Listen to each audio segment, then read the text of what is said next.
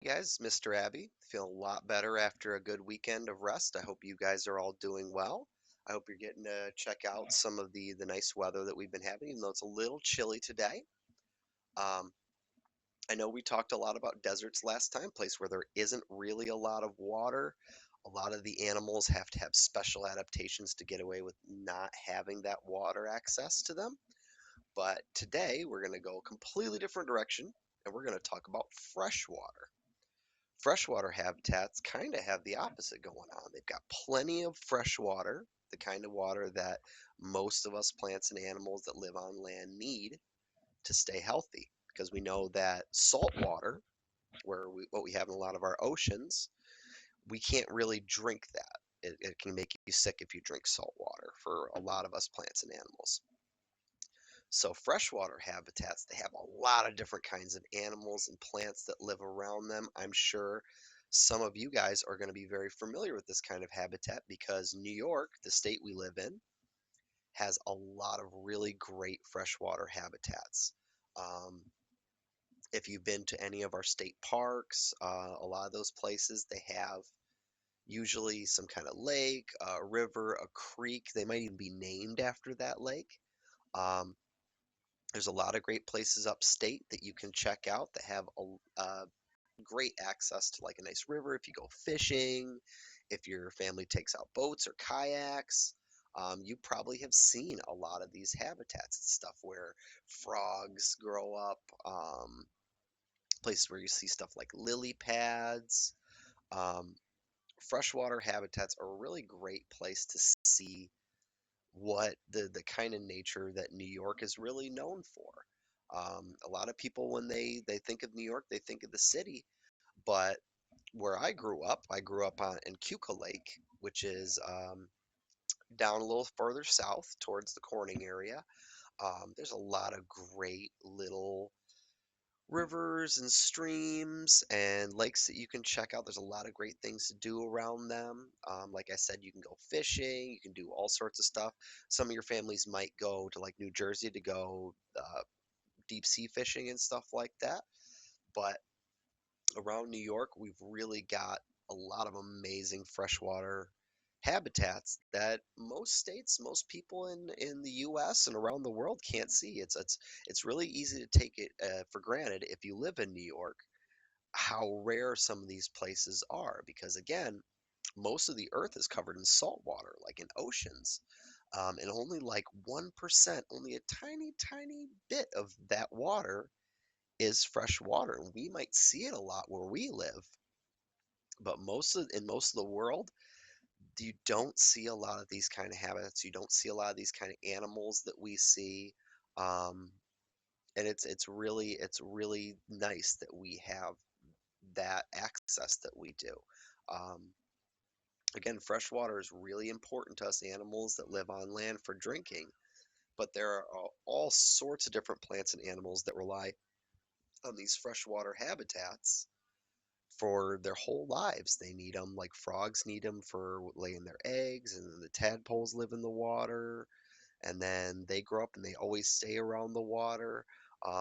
A lot of your amphibians are going to really rely on these freshwater habitats that, again, we're really lucky to have a lot of around here, but in most of the world, this is a very rare thing. So, I hope you guys enjoy our brain pop. I hope it tells us a little bit about it. My cats are being crazy again. But I hope you guys enjoy it. Again, we've got the brain pop, and we're going to pop into our quiz that I'd like to go over with you guys in case you have a hard time reading it. We got some of the words that I've really been trying to hit on hard during this series, like habitats and ecosystems. They're going to cover that right in our brain pop a little more specifically. So I'm really glad for that. But hopefully, a lot of you guys are on top of it already. First off, we've got what is a habitat? Is a habitat a nice place to visit? Places where only humans can live? Is it any place where plants and animals live?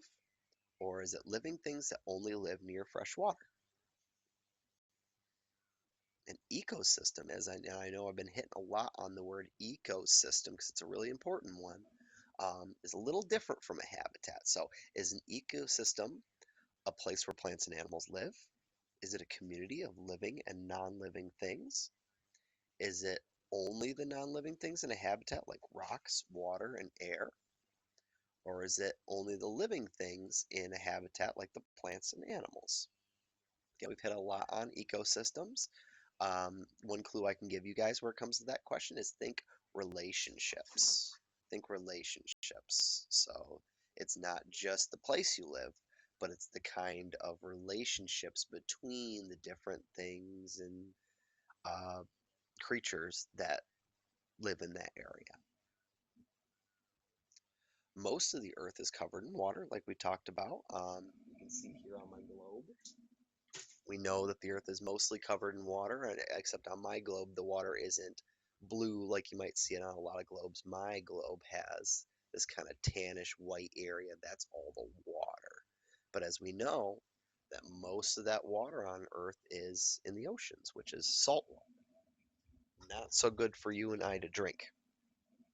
Most of the Earth is covered in water. How much of it is fresh water rather than salt water like in the oceans? Is the answer most of the water on Earth is fresh water? Is it that most of the Earth is covered with land? Is it that very little of the water on Earth is fresh water, around maybe 1%? Or is it all of the fresh water on Earth is deep underground or frozen in glaciers? Our next question is another one of those pick or select all that apply kind of questions with little squares, which means that you can select more than one answer. All of them that you think are correct, I want you to pick. So, why are freshwater habitats so important for plants and animals? Pick all that apply. Are many is it many plants and animals need fresh water to survive? Is there no difference between salt and fresh water for most animals and plants? Does it give many plants and animals food, shelter, and water? Or is fresh water only important for humans to drink? Next question here. Again, we've got some select all that apply, pick all that apply questions, little squares, which means you can pick more than one, all the ones that you think are correct. What are some of the ways that humans or even animals like beavers can change freshwater habitats? Pick all that apply.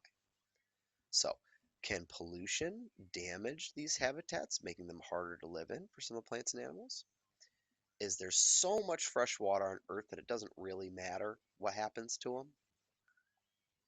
Does draining or flooding the freshwater habitats take away the habitats living things need to survive? Or can some flooding create wetlands that many living things use to live in? If you've ever been to some of the parks around here, not all of them, but I know like back at my school at Binghamton University, we had a nice wetlands out back where you would see where the beavers were chomping down trees, knocking them down, and where they'd actually built a dam, which created a big body of water, a big old pond, and you see all sorts of new living things living around there. So sometimes when we change the environment around us, it can be a real problem for the animals and plants that are trying to live around there. But sometimes change can be good. There are some animals, and sometimes when we do it, we can create areas that are really nice for plants and animals to live in. For our last question, again, we've got our extended response where I want to hear what you think. I hope you've been to some of these places so you can talk to me a little bit about it. Have you ever visited some of our local freshwater habitats like ponds, rivers, wetlands, or watersheds? You might have heard that word before. What kind of living things do you see in those kind of areas? Were they all the same kinds of creatures, or are there a lot of different kinds? Um, these kind of areas can be really good places for all sorts of creatures to live in.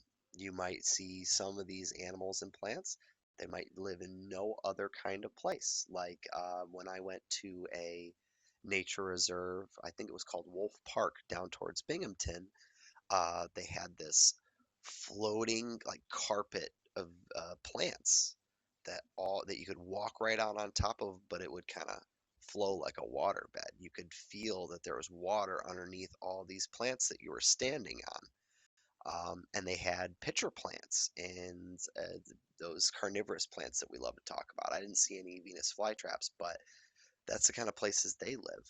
It was really cool. And again, there's some kind of places that you won't see these kinds of plants and animals anywhere else in the world. So if you do get a chance to see them, take a look, check it out. Again, I hope you guys are staying safe and healthy. I hope you guys are enjoying a little bit of our time with our family and with our pets and our gardens and everything like that. And I look forward to seeing you guys when we get back to school. You guys have a great day.